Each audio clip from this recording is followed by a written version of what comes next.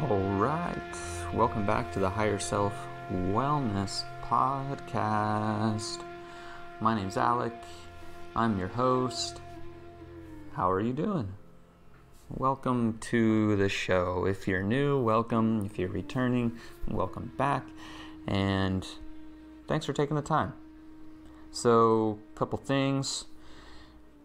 Have you checked out the website? Do you appreciate this podcast? If you appreciate this podcast, have you left a review? Well, you could do that. You could show some appreciation and leave a review and a rating on whichever platform you're listening to this. You could share it with a friend, or if you're feeling really frisky, you could even head over to the website, www.higherself.yoga, and sign up for the newsletter, or just say hello. So, how's your gut feeling? Do you know how your gut is feeling? So what I want to talk about here today is this idea of intuition and gut feeling, and how we can cultivate this. We can help facilitate our abilities to deeply connect with our bodies and the sensations coming through, and open ourselves up to receive intuition. And how I kind of like to start with this is, let's say for instance in a meditation, the mind is busy, there's thoughts coming through, there's emotions coming through, there's physical sensations, and then there's also these senses of knowing. And these senses of knowing, these senses of clarity, are your intuition or some other extrasensory stimulus coming through as guidance, coming through as inspiration. And through meditation, you can begin to discern that each of these things have their different qualities to them. And this is a skill, right? It's just like learning a language. It's just like learning something new. We can begin to become aware of the different qualities of the information coming through us. And in a meditative state, we can notice this is a thought, this is an emotion, this is an intuitive insight, and this is a sensation from the body. You can begin to notice and become aware of where these different these different things are coming from. And so it's a skill, and it's a skill of connecting deeply with our body and being able to become aware of what's coming through us.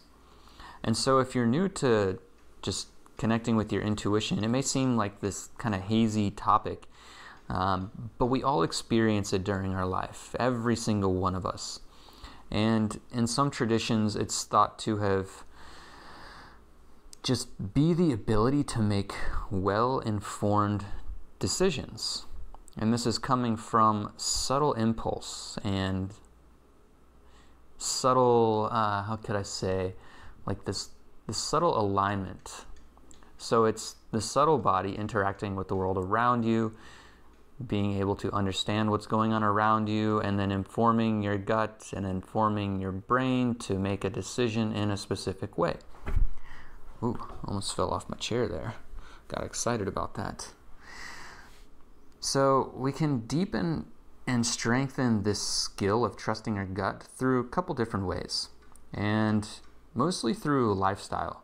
And lifestyle contains many different factors, and the beginning stages of cultivating your nice supportive lifestyle for connecting with your intuition is to get clear on your values, and to have clear, definable values and understand how you want to live your life. So if one of my values is understanding my intuition a little bit deeper, then I may have intentional routines around cultivating rest and sleep and rejuvenation, as well as finding downtime for meditation and reflection. And so when we have these clear values, our gut feeling can become a little bit stronger, and our ability to make these well-informed decisions can become easier because we know if we are in harmony or if we are not in harmony with what we value. And so back onto the lifestyle, like if each choice we make shapes our lifestyle, then those choices signal our body to respond in specific ways and therefore create our life experience and shapes our emotions and so on and so forth. So choosing a lifestyle that supports our needs, that supports our values, will ultimately help us either align with and cultivate our deeper sense of this gut feeling and intuition, or continue us to create a little bit less harmony. So it's kind of like this idea, if you exercise, you become stronger. Right? Each choice that you make, you have the chance to learn, to listen, and to honor the feelings, emotions, and sensations coming through your body. And also you have the opportunity with every choice to respond accordingly, to honor those stimulations, to honor the feelings coming through, to honor the gut feelings coming through, or not. And so it's really this momentary basis of like, okay, how am I supporting myself in each moment? And so kind of underneath this lifestyle thing is like how we're building our physical body. And it's interesting because our nervous system is directly related to our gut through what they call the gut-brain axis. We have the enteric nervous system, which resides in the gut, and that sends the signals to our central nervous system. And when our central nervous system is relaxed, you're better able to respond and make well-informed decisions.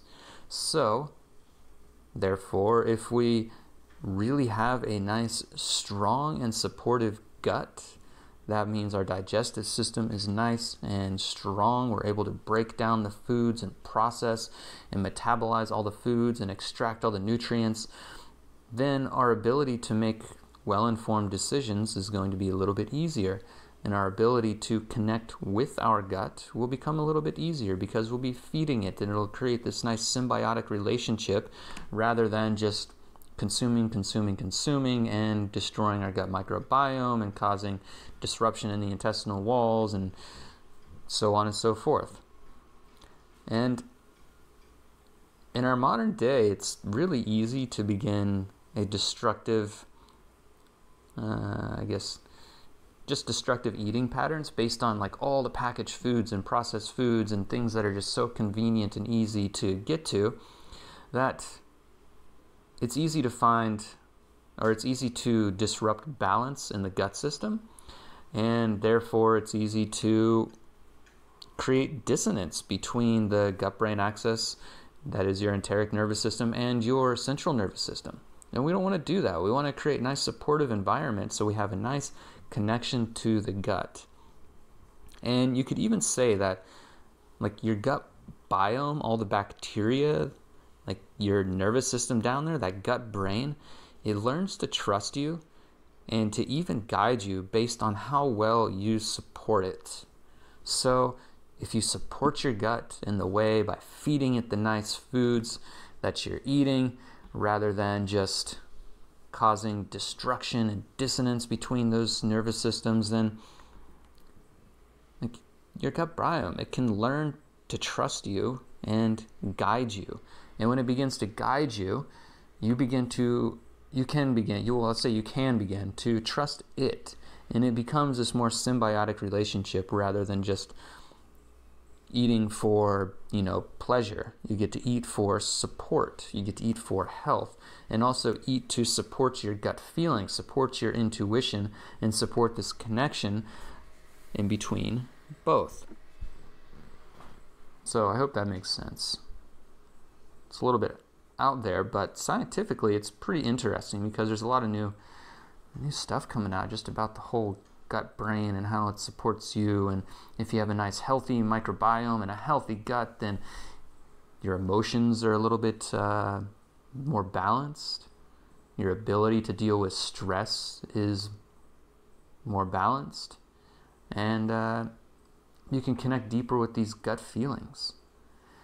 And to do that, you need a sense of awareness. You need to be aware, like I spoke about in the beginning, about the difference between the thoughts, emotions, and even the gut feelings coming through. And it wasn't always the case for me. I wasn't always able to notice the difference. And you could even say now, like, I'm just now learning, like, what is the difference between the way my thoughts feel in meditation? How do my emotions feel in meditation? How do my intuitive insights feel during meditation? And this is where meditation and reflection practices come in handy. The more time we give ourselves to listen and feel and notice what's going on inside of us, the more ability we have to discern what's a thought, what's an emotion, what's my intuition. And we can begin to use those. And so I think, like, I see a lot of ideas about meditation is that you have to stop the mind from thinking. But in this case, not so much, because it's a practice of learning the different qualities of all the stimulus going on within your meditation. And then when you become, I'll say,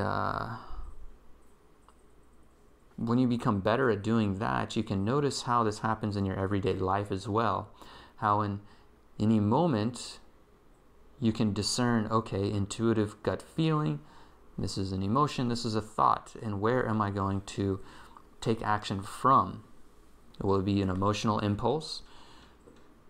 Will it be just a thought based on how I think something should happen? Or can it be a gut feeling and trust something that I'm feeling, even if it doesn't make sense in the moment? And so meditation and reflection, like, these are great places to begin noticing the differences between your thoughts, your emotions, your intuitive insights, and, like, how does each of these feel for you? How do these feel differently? Notice how each of them will feel differently. They have this different quality to them.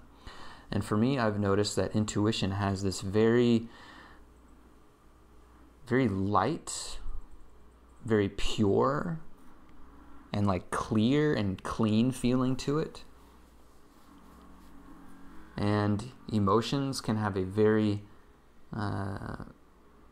very physical and, like, kind of tactile feeling to them within my belly. And thoughts, thoughts are just, like, all up in the head.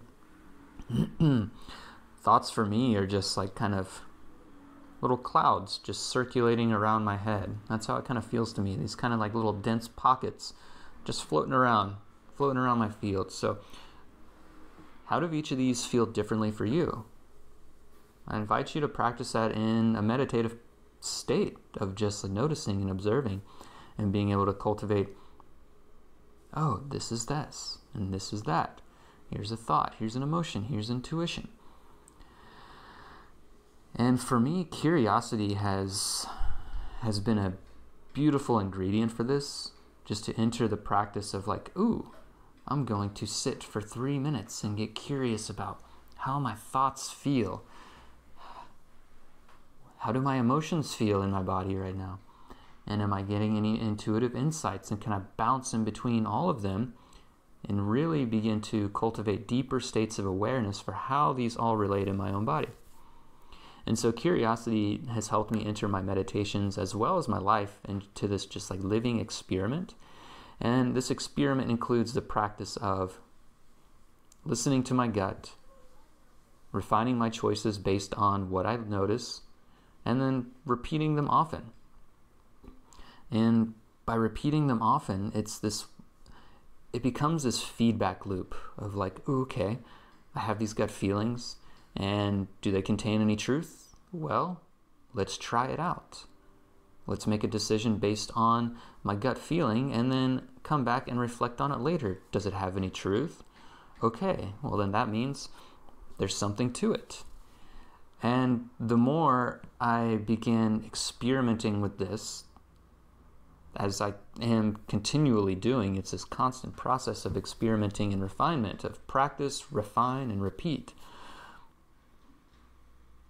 I listen to my gut, I refine my choices, and I repeat it often, and I do so with curiosity, without any expectation of, I'm going in there and I'm connecting with my intuition and I am going to know things and make actions based on what I know. It's like, no, how can I make decisions that are well informed based on all the stimulus, all the information coming through my body in all these different ways? And so if you want to become more intuitive, then practice listening to your gut feeling. Spend time in reflection, spend time in meditation, and intentionally sense these different qualities of the thoughts, the emotions, and your senses of knowing. That is your intuition. And feed your gut good things that allows it to become happy and supportive. And remember, like, your gut, it'll learn to trust you, and you can learn to trust it. But it comes with support, with practice, with refinement and repetition, and coming back to the sense of curiosity of, oh yeah, I'm here to learn. I'm here to cultivate awareness. So intuition, it's a really interesting thing. And play around with it. Have some fun. Get curious. And like always, if you are curious about just expressing this, or if you have any questions about this with me, connect with me on my website, www.higherself.yoga. You can fill out a form. We can do a workshop about this, free one-on-one, 45 minutes, and just talk about, like, yeah, how do I want to create deeper states of connectivity with my body? So I hope this episode finds you well, and if so, if you could return the gratitude and share it with a friend, a family member, a coworker, or the grocery store cashier, whoever, the bank teller, your neighbor. Or you can go onto whichever platform you're listening to this and send a review, rate the podcast. A heartfelt review goes a long way, and I appreciate that very much so. So, on that note, I hope you have a wonderful day. I hope this episode finds you well, and I hope you begin deepening your intuitive practice and your deep body connection. On that note, much love to you. Take care.